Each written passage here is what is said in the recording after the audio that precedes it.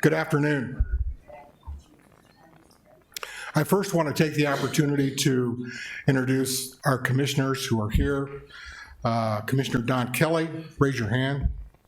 Commissioner David Klug, Commissioner David Mixon, Gary Mixon, excuse me. Our Vice Chair, Jim Warren, and our Chair, Angie Burmeister. Also, I want to introduce former State Attorney General Don Stenberg. Raise your hand. He was a key person in this case. He helped get the suspect back into the state of Nebraska after he fled to Portland. Almost 40 years ago, tragedy occurred in Bellevue and in rural Sarpy County. Many of you have vivid memories of that event.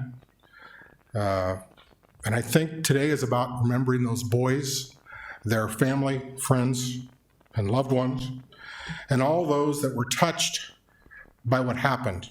I've always believed it's important that we never forget and that we learn from this. I'll start by reintroducing Angie Burmeister. She is, as I said, Sarpy County Commissioner for District 3 Bellevue and is the current chair of the county board. Angie was appointed to the board in 2019 and is serving her first elected term. She is also an attorney and managing partner at Berkshire and Burmeister Law Offices. Angie is a strong supporter and believer in public safety and has also served on a number of charitable and volunteer boards and activities, including Fontenelle Forest, Girl Scouts, Region 6 Governing Board, Housing Foundation for Sarpy County, Legal Aid, Projects, and Pro Bono Services. Angie Burmeister.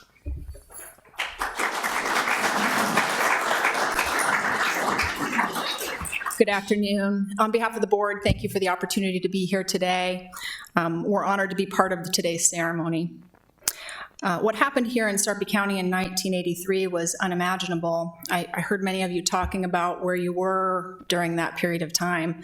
I was a first-year student at Bellevue West at that time, and I remember it like it was yesterday.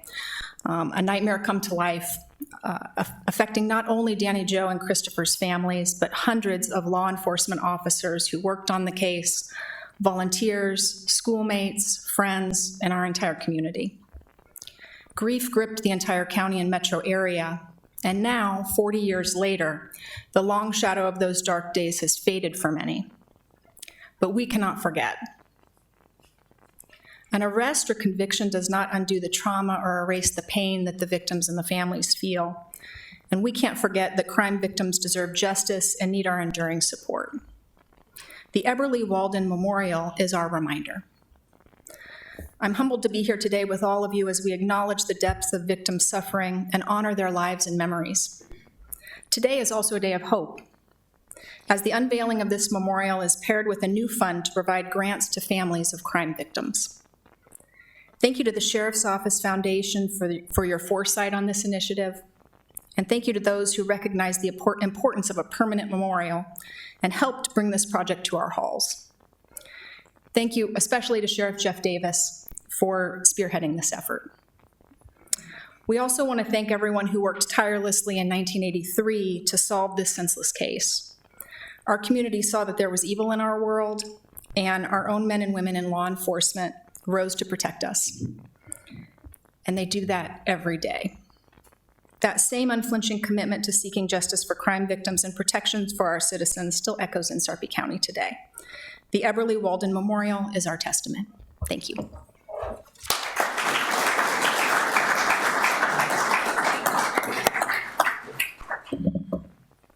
Thank you. I also want to thank the county board. If it wasn't for their resolution about a year and a half ago, or a little over a year and a half ago, we would not be able to put the memorial downstairs that you're going to see in a little while here. Next is Bonnie Moore. She has been employed with Sarpy County for 10 years and spent the last 5.5 years as chief deputy. In her current role, she is second in command at the county attorney's office and oversees the criminal, civil, juvenile, child support, victim witness, and diversion divisions, and also regularly advises county board elected officials on matters of legal compliance in all areas of law. Bonnie.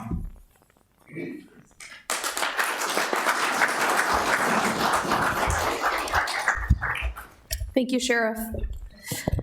Our mission is to seek justice and protect the community.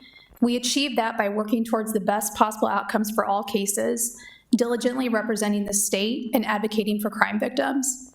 Last year alone, our office had contact with over 4,200 victims of crime from our community.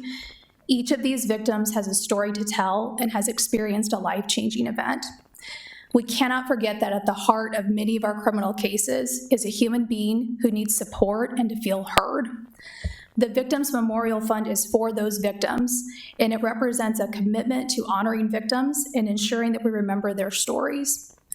Thank you to the Sarpy County Board, Sheriff Jeff Davis, County Attorney Lee Polakov, the Sarpy Chamber, this is a long list, the foundation, and all of the many donors that support this cause. Thank you.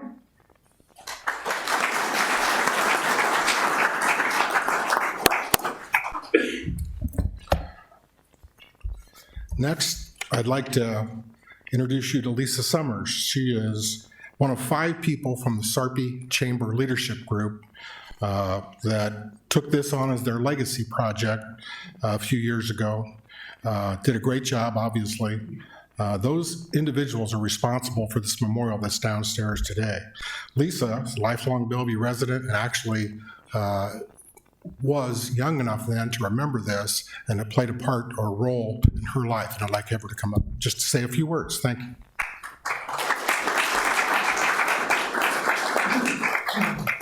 Thank you, Sheriff. Thank you all for being here today. As Sheriff said, I'm Lisa Summers. I've been a resident of Bellevue for, I like that you said lifelong, 40 years. So we'll say, I'll go with lifelong though. And I'm proud to call it home. My part in this memorial came when I was placed with a group of really good-looking guys. I was the only gal in Leadership Sarpy program. They were my group. I loved them. We had a great time. And then it got serious, and we had to come up with a legacy project. As part of the program, each group's assigned the task of creating a legacy project, and we were honored to take this on. When it was brought to us and presented, it was a no-brainer. Many of the folks in my group have ties to either Danny Joe or Christopher Walden, so it was easy for us to jump in and say absolutely. It's been a long time coming for so many, particularly for Jeff Davis. We are so excited to share it with you today. This project was, like I said, a no-brainer for our group because so many of us had ties. Myself, I went to Mission Junior High with Danny Joe, so I was there for the abduction and the murder, and it was surreal. I mean, it was a sad and out-of-body experience, quite honestly, for so many of us. And to be friends with the kids that were in that group those days, I mean, I know people that lived a block away from where he's abducted.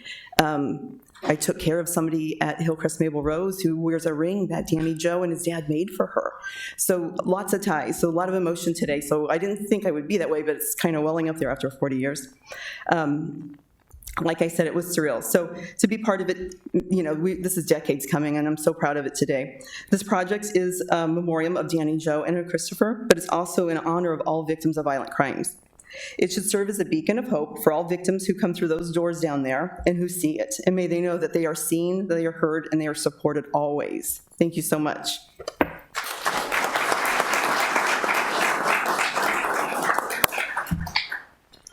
Thank you, Lisa. Next, I'd like to introduce Joe Pagenter. Joe founded Artistic Sign and Design in 2000 and has been in the local sign industry since 1980. He's a graduate of the University of Nebraska at Omaha and Studio Academy and has been commissioned for many notorious artistic assignments, including the University of Nebraska at Lincoln Tunnel Walk Gates, the Bob Devaney statue, and the Johnny Rogers Foundation Jet Award. He is married to Lisa and has one son, Dan. Joe, come on up.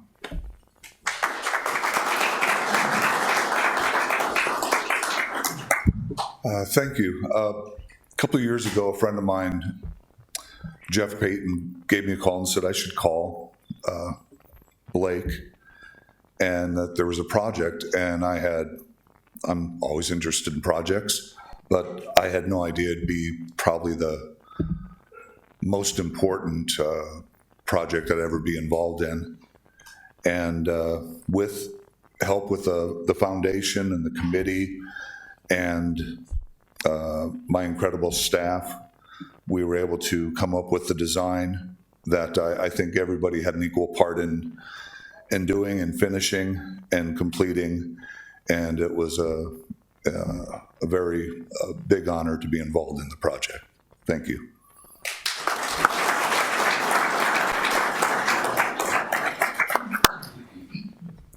A side note for Joe, he also has an incredible jazz band. He told me where he's playing this weekend, I forgot, so if you talk to him later, he'll tell you that. Many of you have a connection in this case. Either you're law enforcement, you might be a dispatcher, public defender, you might just be a parent who's now a grandparent, was a parent then, or you were a child like Lisa, and remember this. It begs for all of us to remember what happened. And I think that's important that we don't forget. It's history. Actually, when the memorial is unveiled and people can come in and look at it, I think they'll see a piece of history. As I got older and went to retirements, or in some cases funerals, I saw a little piece of that history leave with that person. And I reminded myself that just like most of you who have a connection to this case, some of us said, or we always said, well, we can't forget those kids. We can't forget that happened. Well, this is to ensure that that doesn't happen. There's a couple of reasons. One, history is important. Sometimes, unfortunately, it repeats itself, and we learn from history. I imagine people will go down and say, man, I can't believe this happened. I can't believe it happened here. When they leave there, the hope is they don't have to be afraid or be scared, but they go home and they deal with their children just a little bit differently. Maybe they're mindful of letting them go out by themselves or making sure they're with somebody when they leave. And I think that's extremely important. I also will tell you, just because a judge raps his or her gavel and says somebody is guilty, or a jury comes back and finds somebody guilty, what I've learned from this, we all think that justice has been served, and for some extent, or to some extent, it has been. But after those cases happen, law enforcement officers go back to work, judges go back to work, the county attorney has to go back to work because they have a multitude of cases that they have to work on. And that leaves the victims. And really, for a case like this, there is really no justice. And some of those victims actually are scarred for life. And the hope is that through this memorial, those people can contact victim witness and get some assistance if they need additional psychiatric care or counseling. This is what it's for. It's to help them through that. While planning this unveiling, I sent out some emails and made phone calls to people I knew who remember this case.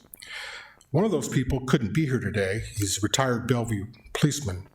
But he sent me this email, and I thought I'd read it because it kind of speaks to all of us and maybe something that we all felt or feel.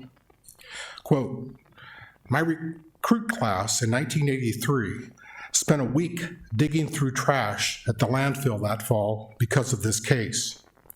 And I remember going door to door with John Stacy Jr. that winter in the Bryan High School neighborhood. I also remember pairing up with various Omaha police officers, combing the South Bellevue area and sitting on a perimeter when Christopher Paul was found out west. I'll never forget it, and it changed me to my core. And I am certain it influenced my own parenting that would come a few years later.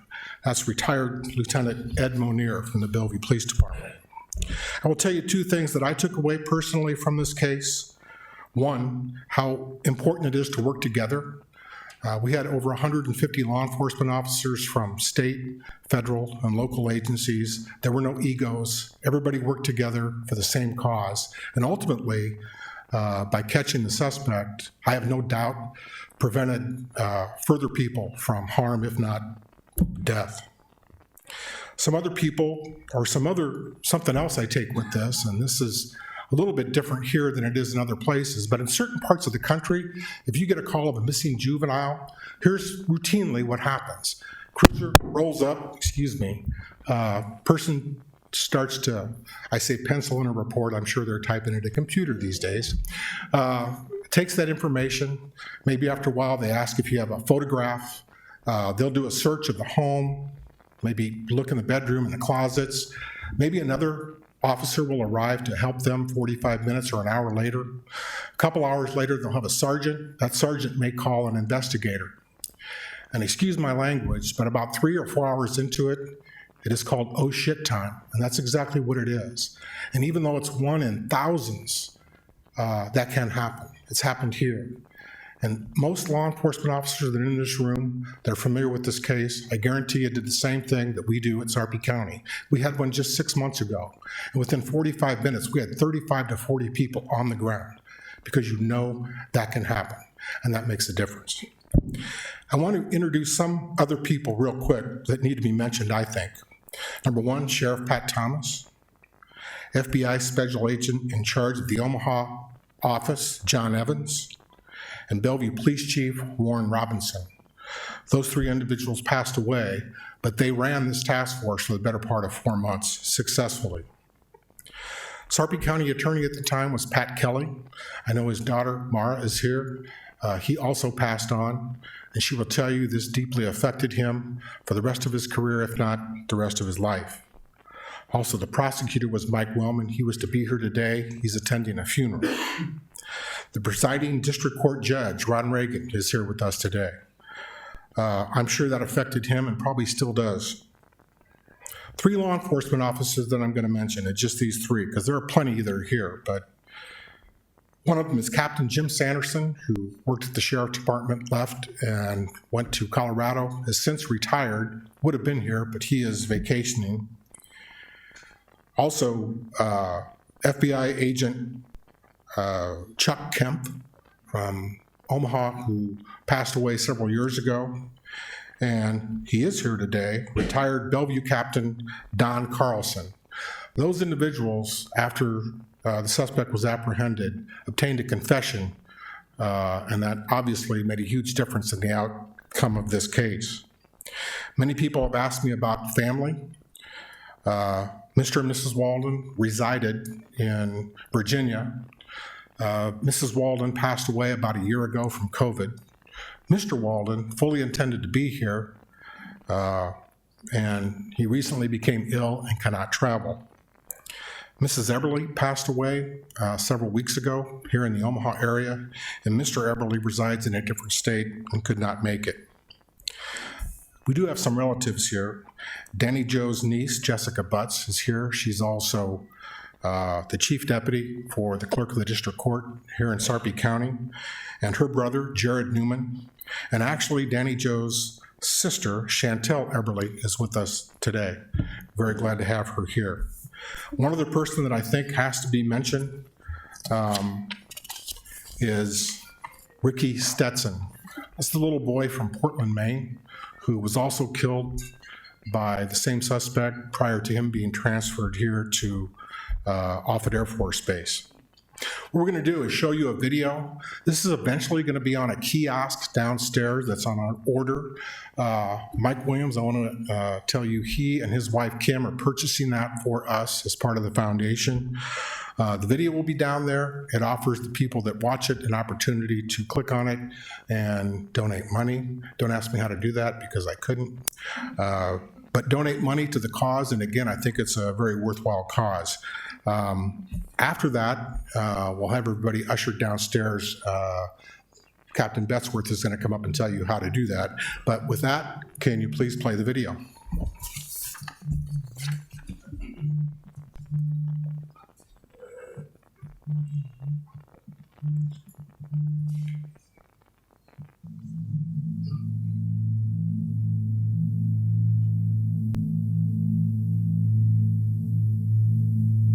In the fall of 1983, fear gripped Sarpy County and many surrounding communities.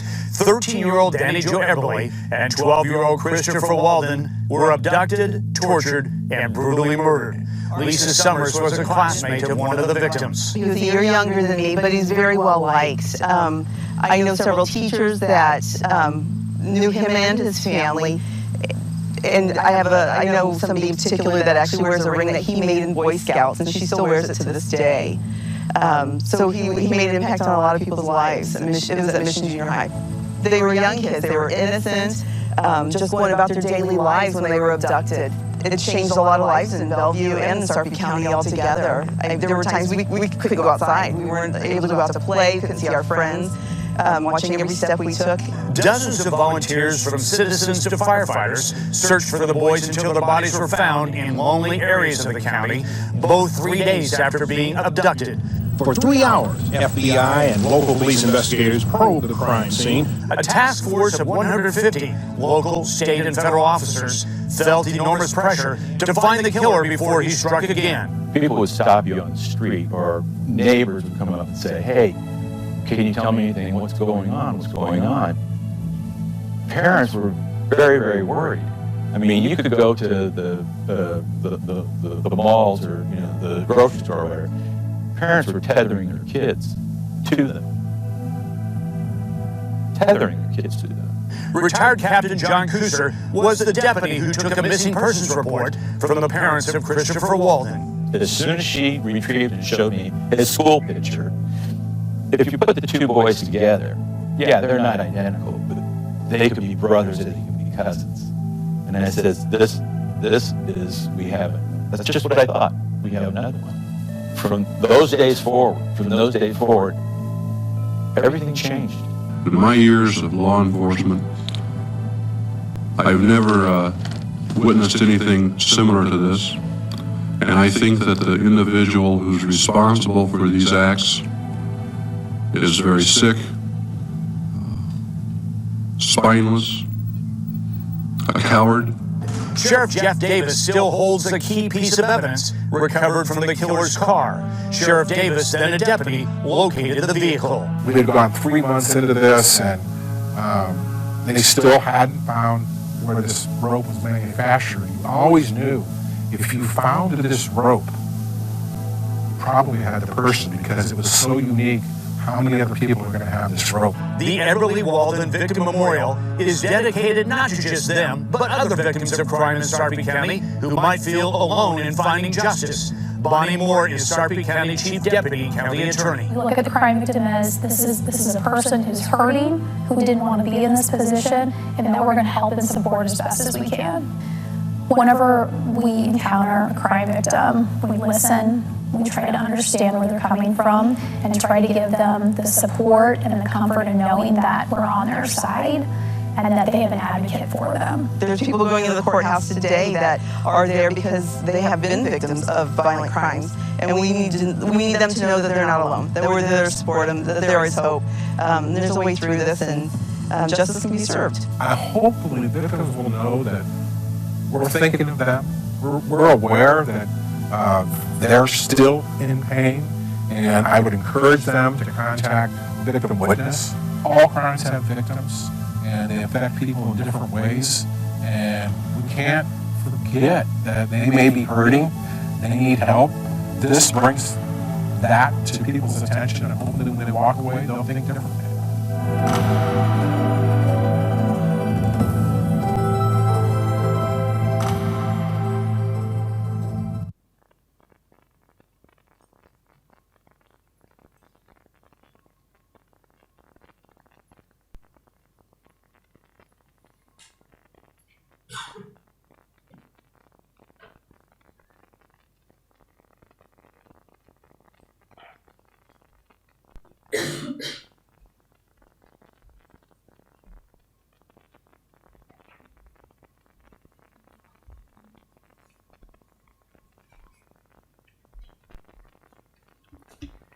Thank you very much, and I want to mention Mayor Rusty Hike is here from the city of Bellevue.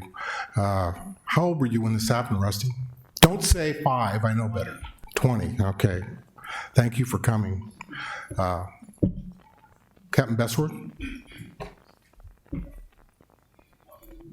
I only want to say one thing real quick.